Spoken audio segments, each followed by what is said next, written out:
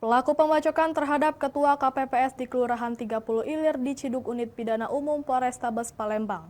Dari tangan pelaku, petugas mengamankan golok yang digunakan pelaku untuk menganiaya korban. Rio, 34 tahun, warga Jalan Talang Kerangga, Kecamatan Ilir Barat 2, Palembang, tak berkutik setelah Unit Pidum Polrestabes Palembang menangkapnya. Pelaku ditangkap lantaran telah melakukan penganiayaan terhadap Ketua KPPS saat berada di TPS 27 Talang Kerangga, Ilir Barat 2, Palembang. Pelaku yang merupakan sebagai petugas Linmas ini nekat membacok korbannya, Osa 30 tahun, lantaran sakit hati dengan korban. Motif pembacokan terjadi di mana pelaku yang saat itu bertugas sebagai Linmas meminta tolong untuk istrinya didahulukan karena hamil, tapi ditolak oleh korban. Kemarahan memuncak saat pelaku meminta korban untuk beristirahat sejenak dikarenakan azan maghrib, tapi diikuti korban dengan wajah tidak mengenakan.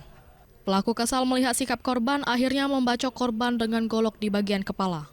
Itu keterangan dari saksi ya, ditambah pada pukul 18.00 ada hal yang sama yang kurang menyenangkan dengan raut muka Ketua KPPS menurut korban.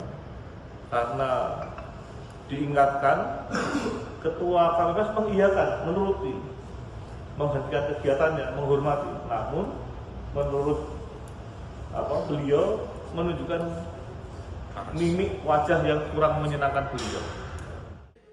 Atas perbuatannya, pelaku dijerat dengan pasal 351 KUHP dengan ancaman 5 tahun penjara. Dari Palembang, Muhammad David, iNews melaporkan.